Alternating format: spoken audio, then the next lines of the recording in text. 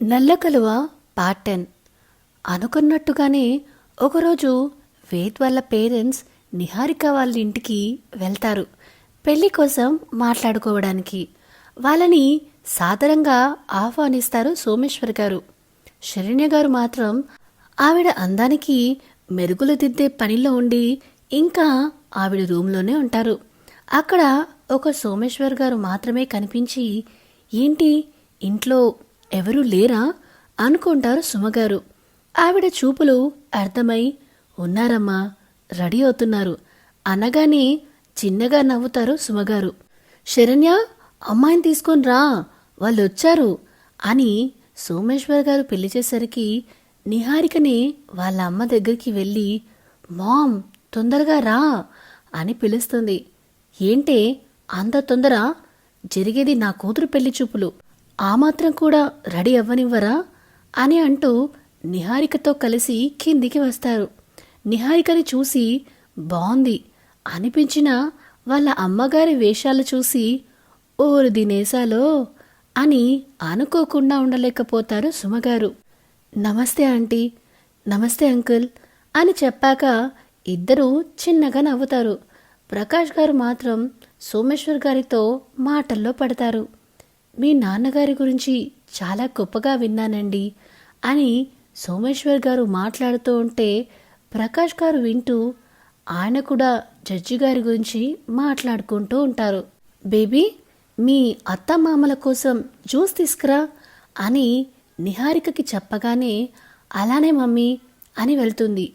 మీరేనా వేద్ వాళ్ళ అమ్మగారు అని అడిగితే అవునండి అని చిన్నగా నవ్వుతారు సుమగారు. వేద్ చాలా స్టైల్గా ఉన్నాడు, మీరేమో ఇంత సింపుల్గా ఉన్నారేంటి అని అడుగుతుంది శరణ్య. నాకు ఇలా ఉండడమే ఇష్టం అని సుమగారు చెప్తే, అని ఇంతకీ మీకు ఏ క్లబ్లో మెంబర్షిప్ ఉంది అని అడుగుతుంది. నాకు క్లబ్కి వెళ్ళే అలవాటు లేదండి అని సుమగారు అంటారు.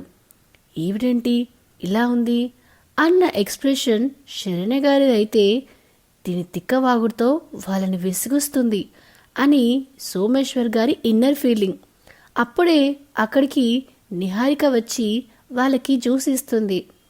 అమ్మాయి బాగానే ఉంది అని అనుకోకుండా ఉండలేకపోతారు. ఆంటీ, వేద్ రాలేదా అని అడుగుతుంది నిహారిక.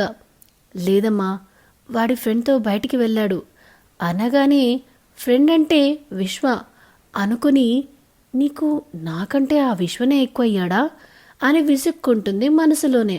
ఏంట్రా, అక్కడ నీ పెళ్లి గురించి మాటలు జరుగుతూ ఉంటే నువ్వు అక్కడికి వెళ్లకుండా నన్ను తీసుకుని ఇక్కడికి వచ్చావేంటి అని అడుగుతాడు విశ్వ. అక్కడికి వెళ్ళి నేను చేసేదేముందిరా, వాళ్ళు మాట్లాడుకొని ఏదో ఒక డేట్ ఫిక్స్ చేస్తారు. నేనెప్పుడు ఖాళీనే కాబట్టి నా పర్మిషన్ కూడా అవసరం లేదు అని చెప్తాడు వేద్. పెళ్ళయ్యాక ఎలాగో ఆఫీస్ రెస్పాన్సిబిలిటీస్ తప్పవు, కానీ అప్పటి వరకైనా ఎంజాయ్ చేయు అని విశ్వ అంటాడు. 2 years నుండి చేస్తుంది అదే కదా, కొత్తగా చేసేదేముందిలే. కానీ నేనిప్పుడు నిన్ను ఇక్కడికి తీసుకుని వచ్చింది ఒక విషయం మాట్లాడడానికి అని చెప్తాడు వేద్. ఏంటి వేద్ అని విశ్వ అడిగేసరికి, నేను చిన్నప్పుడే ఏం చెప్పాను నీతో, మన ఇద్దరి పెళ్ళిళ్ళు ఒకే రోజు జరగాలి అని చెప్పాను కదా అని అంటాడు వేద్. కానీ ఇప్పటికిప్పుడు అమ్మాయి అంటే ఎక్కడ దొరుకుతుందిరా అని అంటాడు విశ్వ. నా కోసం వచ్చిన మ్యాచెస్లో ఏదో ఒకటి సెలెక్ట్ చేసుకో అని వేద్ అనగానే, అవి నీకోసం వచ్చాయిరా, నా కోసం కాదు అంటాడు విశ్వ. ఏదైతే ఏముందిరా, వాళ్ళని నేనేం చేసుకోవాలి అనుకోలేదు కదరా అని వేదంటే, లేదురా, నేను వాళ్ళని చేసుకోలేను, అవన్నీ మీ స్థాయికి తగ్గ మ్యాచెస్, వాళ్ళు కనీసం మమ్మల్ని చూడ్డానికి కూడా ఇష్టపడరు అని చెప్తాడు విశ్వ. ఏమోరా, నాకు ఇలాంటి సిల్లీ రీజన్స్ చెప్పకు, నీకు నచ్చితే చెప్పు, వాళ్ళని ఒప్పించే బాధ్యత నాది అంటాడు వేద్.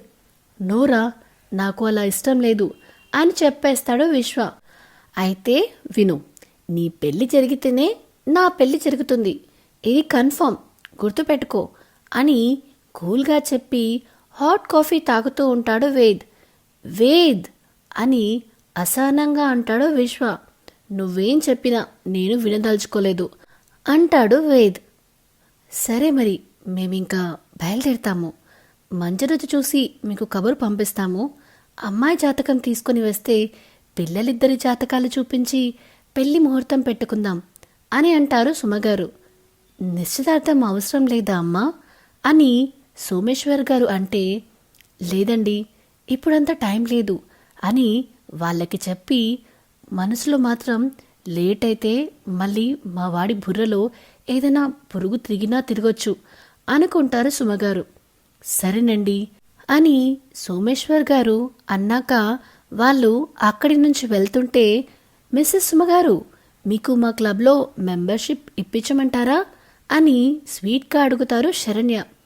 సోమేశ్వర్ గారికి తల కొట్టుకోవాలి అనిపిస్తున్నా కొట్టుకోలేక భార్య వైపు సీరియస్గా ఒక చూపు చూడగానే, సరే మనం తర్వాత మాట్లాడుకుందాం, మీరు వెళ్ళిరండి అని చెప్తుంది. సో ఇదేనండి నల్ల కలువ పార్ట్ 10. పెళ్ళి కూడా ఫిక్స్ అయింది. మరి మన వేద్ బాబు నిహారికనే చేసుకుంటాడా తెలుసుకోవాలనుందా? అయితే ఇంతవరకు మన ఛానల్ని ఎవరైతే సబ్స్క్రైబ్ చేసుకోలేదో వెంటనే సబ్స్క్రైబ్ చేసుకోండి, సో దట్ ఈ స్టోరీ రిలేటెడ్ ఫ్యూచర్ అప్డేట్స్ అన్నీ మీకు రెగ్యులర్గా వస్తూ ఉంటాయి. ప్రస్తుతానికి ఈ వీడియో మీకు నచ్చినట్టయితే please like, share and comment చేయడం మాత్రం మరవకండి. Thank you, bye.